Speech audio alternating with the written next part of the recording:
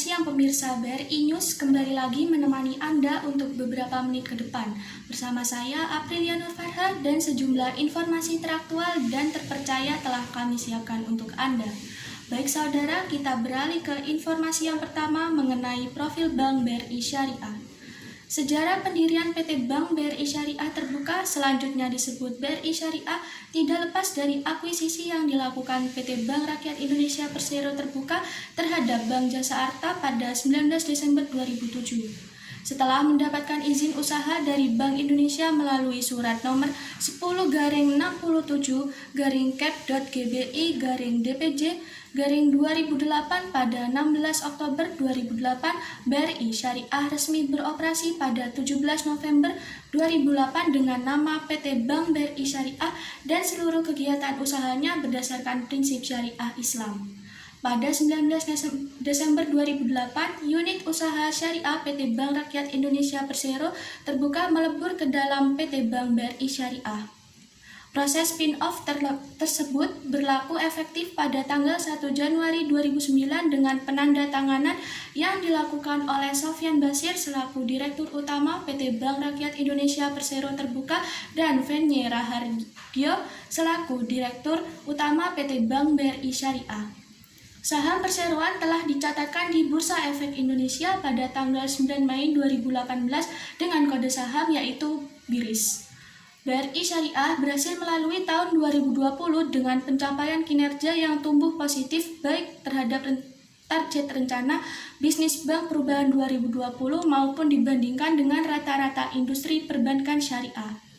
Sampai 31 Desember 2020, total aset BRI Syariah sebesar 57,2 triliun rupiah, meningkat sebesar 33,84% dari tahun 2019.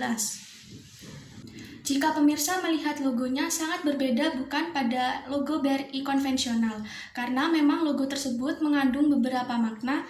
Berikut diantaranya yang pertama, logo dari BRIS menggambarkan keinginan dan tuntutan terhadap sebuah bank modern untuk melayani masyarakat dengan sepenuh hati. Yang kedua, adapun kombinasi warna biru dan putih digunakan untuk mencirikan bahwa BRI Syariah masih memiliki benang merah dengan PT BRI Persero Terbuka. Selanjutnya, kita beralih ke informasi yang kedua, yaitu mengenai berita penghimpunan dana Bank BRI Syariah.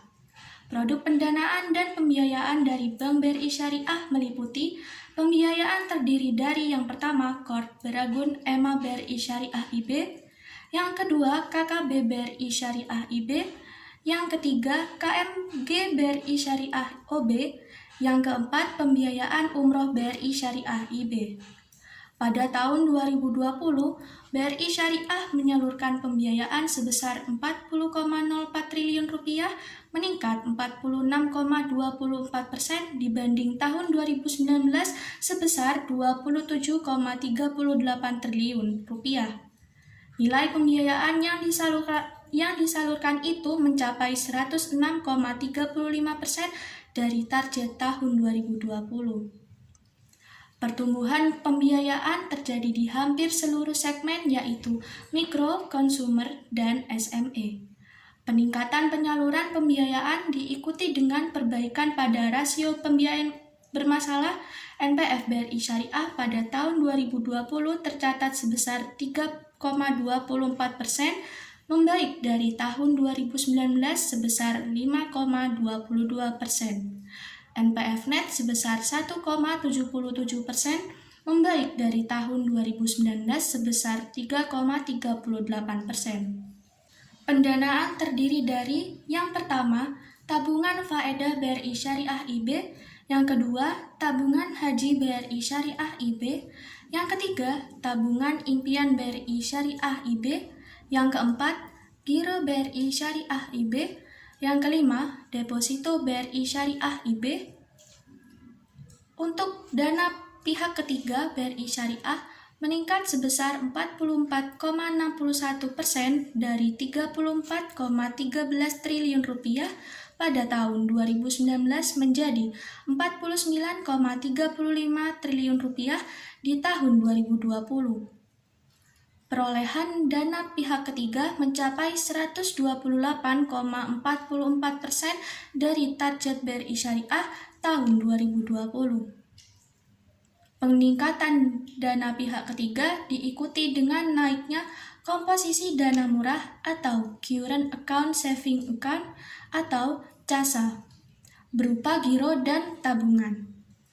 Komposisi CASA dalam struktur dana pihak ketiga tercatat sebesar 47,29% pada tahun 2020, meningkat dibanding tahun 2019 sebesar 44,21%. Peningkatan CASA ini berdampak pada turunnya biaya dana dari 4,46% di tahun 2019 menjadi 3,47% di tahun 2020. Penghimpunan dana di bank syariah dapat berbentuk giro, tabungan, dan deposito. Prinsip operasional syariah yang diterapkan dalam penghimpunan dana masyarakat adalah prinsip wadiah dan mudharabah. Prinsip wadiah yang diterapkan adalah wadiah yad domanah yang diterapkan pada produk rekening giro. Sedangkan sistem penghimpunan dana pada bank konvensional lebih menekankan pada perolehan bunga. Sedangkan dalam sistem perbankan konvensional, kegiatan penghimpunan dana dari masyarakat dilakukan melalui mekanisme giro atau demand deposit, tabungan atau saving deposit, dan deposito atau time deposit. Selanjutnya, kita beralih ke informasi yang ketiga, yakni mengenai berita pembiayaan yang disalurkan oleh Bank BRI Syariah. Pada tahun 2020, BRI Syariah telah menyalurkan total pembiayaan sebesar Rp40,05 triliun atau tumbuh sebesar 46,24%. Pembiayaan tersebut berasal dari piutang murabahah sebesar Rp23,62 triliun, piutang istisna sebesar Rp637 juta, piutang ijaroh sebesar Rp35,22 miliar, pinjaman kort sebesar Rp313,17 miliar, pembiayaan mudharabah sebesar Rp315,02 miliar, pembiayaan musyarakah sebesar Rp14,67 triliun, dan pembiayaan ijaroh muntahiyah bitamlik atau IMBT sebesar Rp1,09 triliun. Selanjutnya, kita beralih ke informasi yang keempat, yakni mengenai tentang pendapatan Bank BRI Syariah. Pendapatan pengelolaan dana yang berhasil dihimpun melalui segmen konsumer di tahun 2020 adalah sebesar Rp932,87 miliar, naik 14,56% dibanding tahun 2019 sebesar Rp814,29 miliar dan berkontribusi terhadap laba bersih perseroan sebesar Rp169,78 miliar. Peningkatan laba bersih terutama karena pertumbuhan pendapatan. Pendapatan usaha lainnya terdiri dari pendapatan imbalan, jasa perbankan, dan jasa lain-lain yang antara lain meliputi pendapatan administrasi rekening, pendapatan administrasi cek, pendapatan komisi asuransi, dan lainnya. Pada tahun 2020, pendapatan usaha lainnya sebesar Rp360,91 miliar, naik sebesar Rp110,38 miliar atau 44,06% dari tahun 2019 sebesar Rp250,53 miliar. Selanjutnya, kita beralih ke informasi yang kelima, yakni meliputi laporan sumber dan penggunaan dana zakat dan laporan sumber dan penggunaan dana kebajikan. Yang pertama yaitu laporan sumber dana zakat.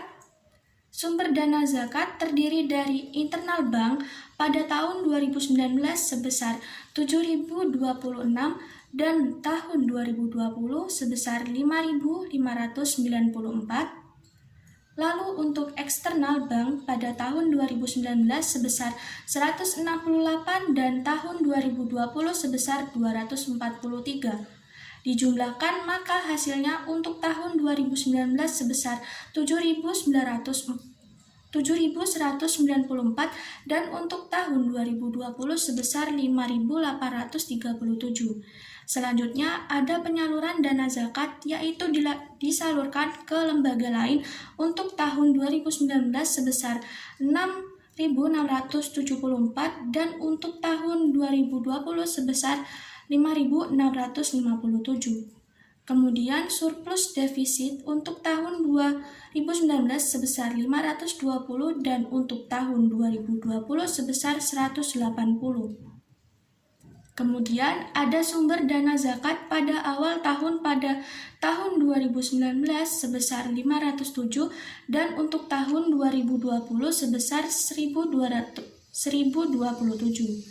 Jadi, total sumber dana zakat pada akhir tahun pada tahun 2019 dan 2020 sebesar 1.207.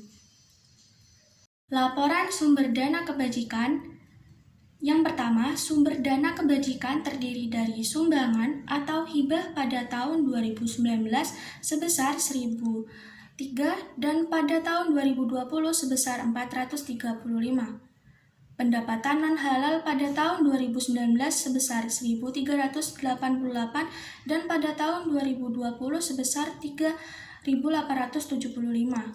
Denda pada tahun 2019 sebesar 228 dan pada tahun 2020 sebesar 146. Infak dan sedekah pada tahun 2019 dan 2020 sebesar 0 rupiah. Jika dijumlahkan, maka hasilnya untuk tahun 2019 sebesar 2.619 dan untuk tahun 2020 sebesar 4.456. Kemudian ada penggunaan dana kebajikan yang terdiri dari sumbangan pada tahun 2019 sebesar 2.586 dan pada tahun 2020 sebesar 3.871. Kemudian untuk surplus pada tahun 2019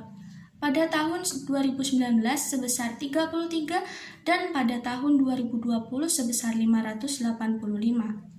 Kemudian ada dana kebajikan pada awal tahun untuk tahun 2019 sebesar 1.898 dan untuk tahun 2020 sebesar 1.931. Jadi jika dijumlahkan maka total untuk dana kebajikan pada akhir tahun pada tahun 2019 sebesar 1.931 dan untuk tahun 2020 sebesar 2.516.